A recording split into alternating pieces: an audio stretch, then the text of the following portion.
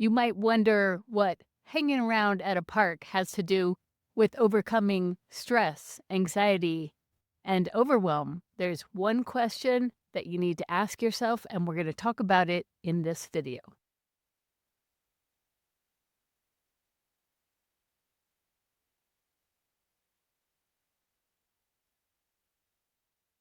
A few years ago, I was sitting in the office of an osteopathic surgeon who had just looked at my x rays and said, "Well, based on this foot deformity, all I can tell you is I know you're in serious pain right now. You said you have difficulty walking.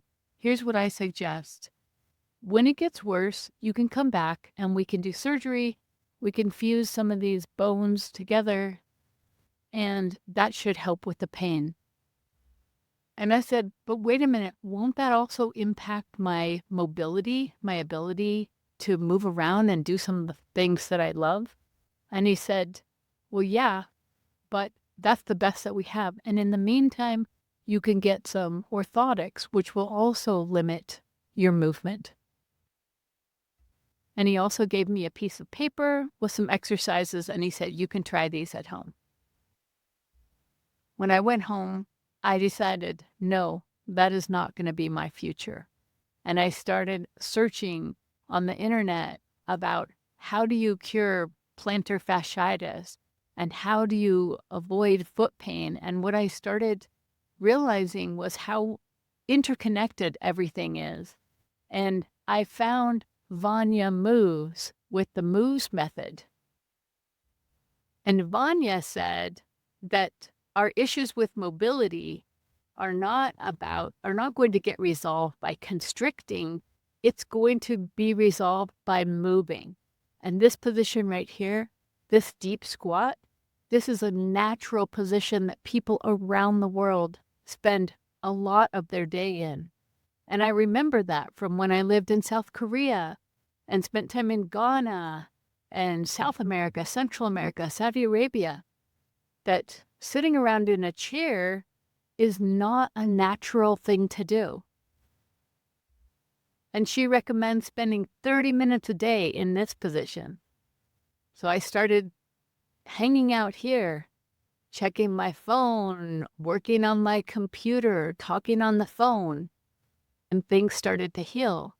I started incorporating hanging from a bar and crawling and all these different kind of movements that she encourages. Amen. And I started learning about foot health and how the mobility of our toes is so important and how we can massage our toes and go between our toes and help that splay. Okay, so why am I telling you this? If you are here because you're concerned about your anxiety, your stress, your overwhelm, one question that Vanya said was, do you want to be treated or do you want to be trained? And she takes a lot of slack from this because there's a whole industry out there that is focused on treatment. But her point is, if you want to not only be pain-free, but you want to enjoy that natural mobility that was designed into us, then mobility is the focus. And listening to our body and trusting those basic movements.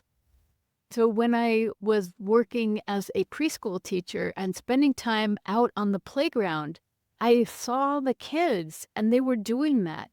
They're jumping, they're hanging, they're climbing, they're doing all of these natural movements. And guess what?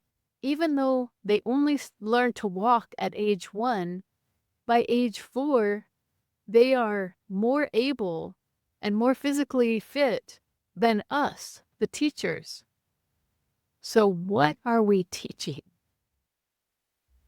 That question, do I want to be treated or do I want to be trained, kept coming up again and again.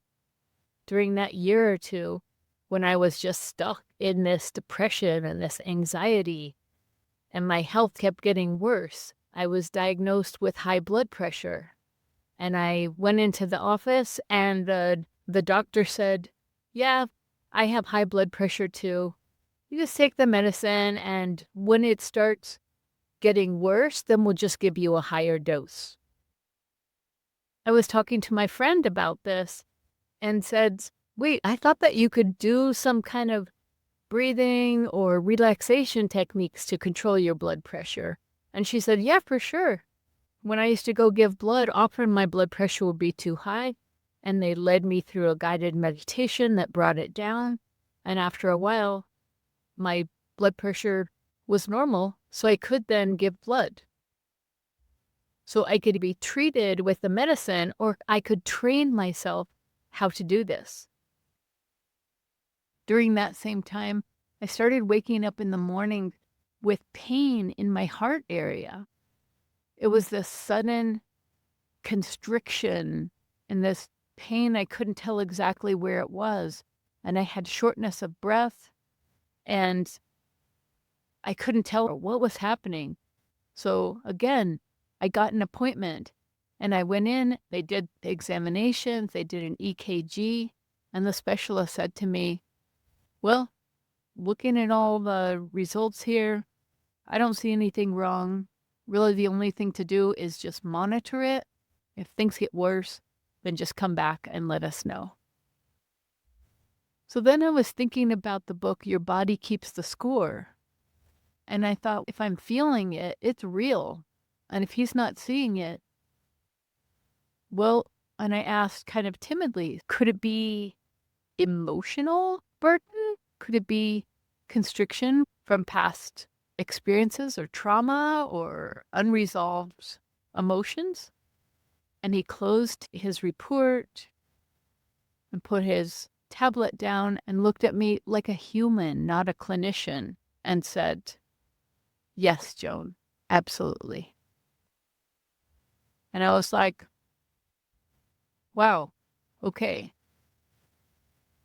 And then he kind of composed himself again as his clinician self and said, all right, well, do you know your way out, or you want me to show you out to the lobby?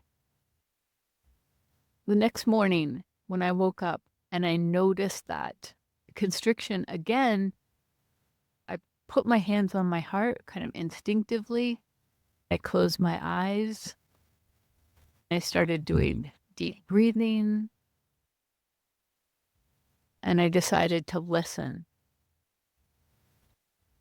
And I started doing that every morning, and I started seeing a difference.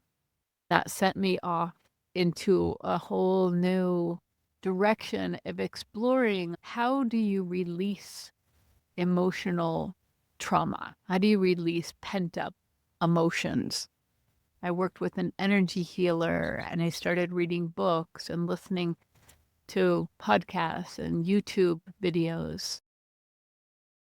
And during that time, I also started listening to Joe Dispenza. His story is incredible. He was hit on his bicycle by an SUV.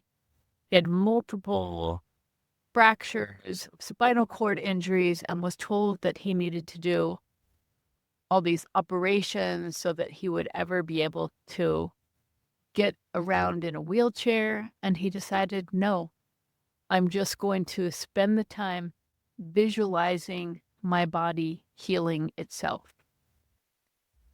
He decided to be trained rather than treated.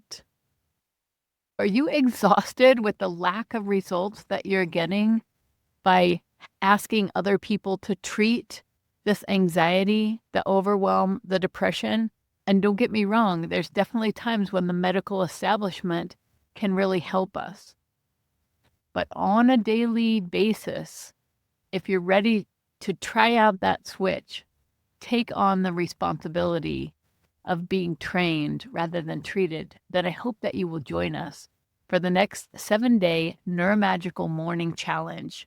And during this challenge, you are going to do this gentle morning routine that you do in bed for the 30 minutes before you normally wake up, where you tune in to your heart and your body, where you make your spiritual connection. You do visualization. You get into a space of gratitude. You ask for support and guidance, and you appreciate all that you've already been giving. And during that 30 minutes, you get to experiment with this gentle routine. It can change not only your mornings, your days, but your entire life. So head over to mymorningchallenge.com, sign up for the next challenge. And if you like what you see here, then give it a thumbs up, subscribe, share it with a friend, and I can't wait to see you in the next challenge and in the next video. See you then.